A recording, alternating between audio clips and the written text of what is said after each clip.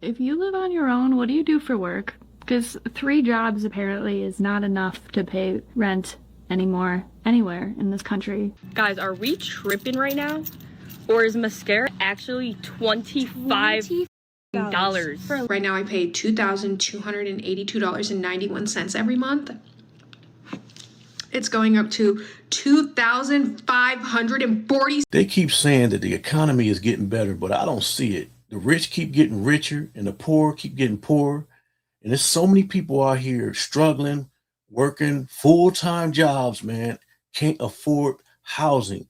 People are living in cars as a necessity. I just checked my mail for the first time probably since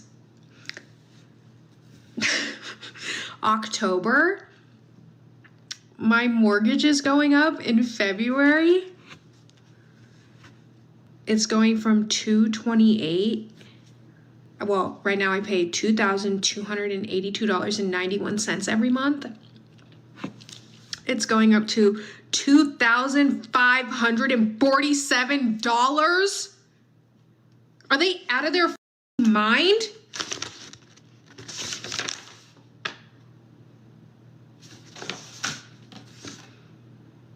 Why? Why is this happening? This looks like gibberish. Day 3 of Uber Eats after an 8-hour shift at my job to provide for my 4 kids and stay-at-home wife. Here we go. So I'm having one of those moments where the credit cards are maxed out and the sales have slowed down. So we don't know how we're going to pay our bills for the business this month, going into next month. You know, I'm staying positive that something will come through and we'll get back on top. We always seem to do that, but just, you know, in the in-between days or sometimes weeks, it's really tough to like remember that. So I'm just reminding myself that it'll be okay. Our electric bill for last month is $350. We used 40 more kilowatts or whatever it is than last month, and it is up over $40 than it was the previous month. Like, it is ridiculous. It is just 2 of us, and we don't ever have lights on, nothing. Like, it is nuts. How is it $350? Things are just so randomly expensive. Like, I need a ladder, literally for one task. So I go to Home Depot, like, oh, no problem, I'll get a ladder. Why are ladders $100? If you live on your own, what do you do for work? Because 3 jobs apparently is not enough to pay rent anymore anywhere in this country. And I have like really low standards. It has to be cat friendly. I don't have laundry in my unit right now, and I would love that.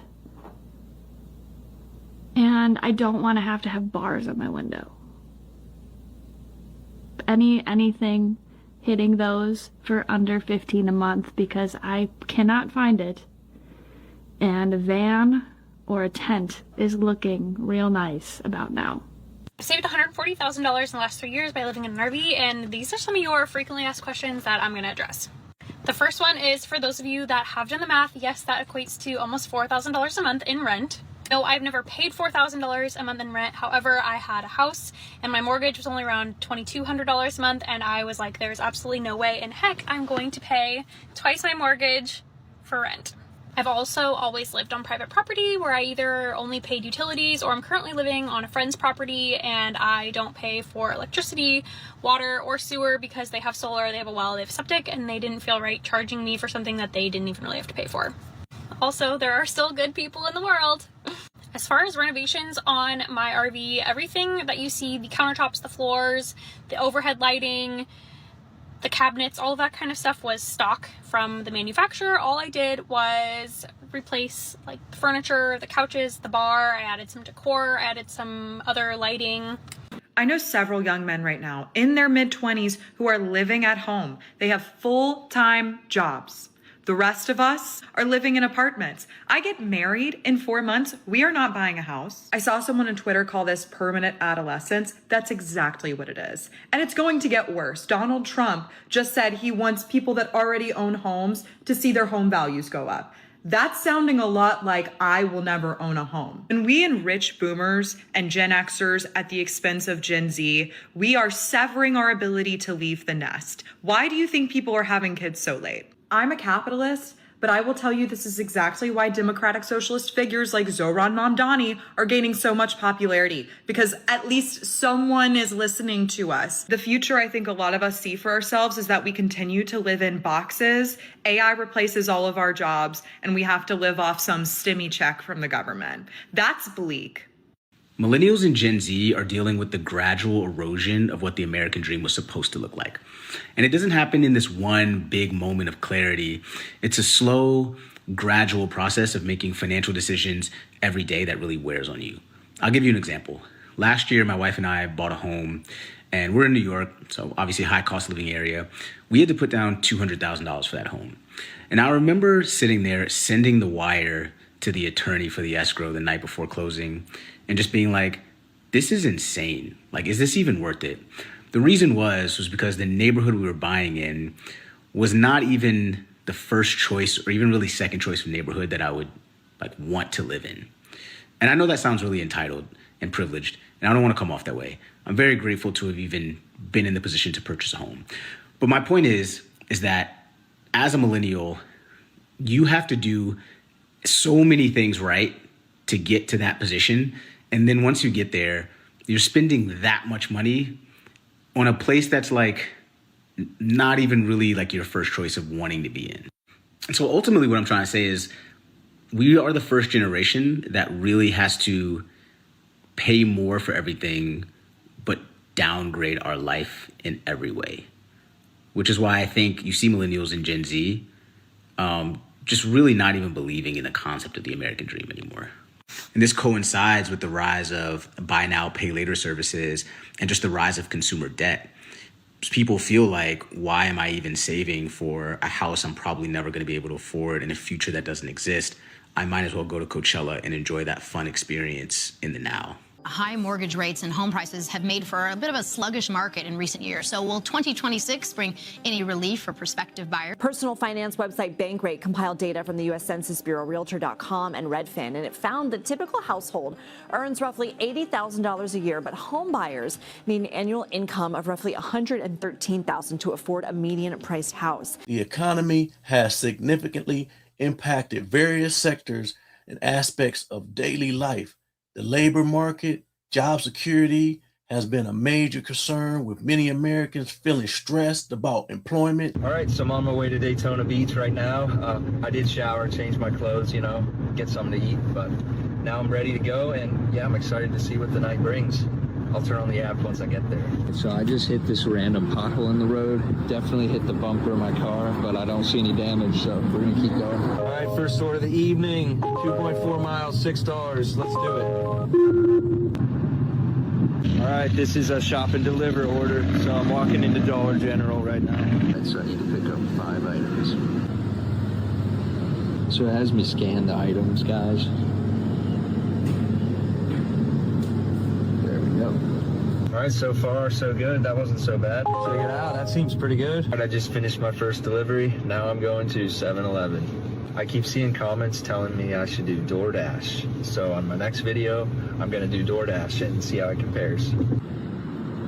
All right, it was definitely a little bit sketchy in there, but I'm fine. We're going to deliver this stuff. It should be good. Come down the driveway to the screening area. It's pitch black out here at this house. All right, guys, I survived. Got another order coming in. Let's do it. I'm hoping that'll be my weirdest one of the night, but hey, life is full of surprises, so. This Pizza Hut right in front of me, but I'm not seeing it. Oh, there it is. Dark. All right, that took forever. It sure smells good, though. I'm really starting to put a lot of miles in my car doing this so much. Hey, this is your Uber Eats driver. I'm looking for your place. I don't really see any numbers on the building, but I think I'm at the right spot right outside the door. Hey, oh yeah, it had me on the other side. Yeah. No, that's okay. Thank you. Yeah. Have a great evening. Yeah, you too. Thanks. I don't know why you won't tell me that you're out there as opposed to inside. So. Yeah, I don't know, but I'm glad I found you. So. Thank you. Yeah. Have a great night. Yeah. Thank you so much. You too. All right, I'm parked in front of Steak and Shake. It is pretty slow tonight. Remember, I'm paid by the order, not by the hour. So, yeah. All right, guys, for some reason, my Uber Eats is an hour behind. But as you can see, I started basically at 6:03 p.m., ended at 8:36 p.m. So I did this for 2.5 hours. I made $15.02. All right, so I did just do the math on this. That comes out to $6.01 per hour that I made for the time I did this. Keep in mind, that is before taxes, before gas, and before the wear and tear on my car. So yeah, do you think doing Uber Eats is worth it, guys? And do you think Uber Eats is paying their delivery drivers fairly? I'd like to hear in the comments below. Guys, are we tripping right now?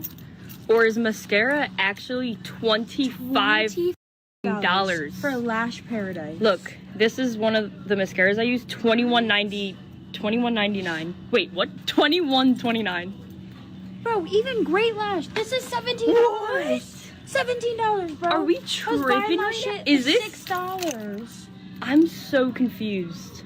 What is actually happening? My mortgage is going up by over $500 a month, so let's talk about it. I live in a starter house. Like, if you saw my house, we would all agree that I live in a starter house, and my mortgage is already $4,300 a month. However, I got a letter in the mail saying that my mortgage is actually increasing, and it's now going to be $4,800 a month. It's going from $4,300 a month to $4,800 a month, and I've owned this house for like 18 months. I bought it in the summer of 2024, so do the math. It's not even been 2 years at this point, and that doesn't like factor in any of the improvements that I've made on this house. I've already poured over like $75,000 into this house. I'm constantly putting money into like updates because it's outdated. It needs updates, it needs repairs, just like all of the things that come with being a homeowner. And a couple years ago, I made a video talking about why I never wanted to own a house, and I talked about things like this. And my feelings are the same. I am very grateful and very fortunate that I was able to buy a house in the area that I did buy a house in. Like, it is a great area. It's a great school district. But like, genuinely, the fact that I'm 28 years old and have a mortgage that is essentially $5,000 a month for a starter house that I still have to like update and take care of and repair just feels absolutely criminal.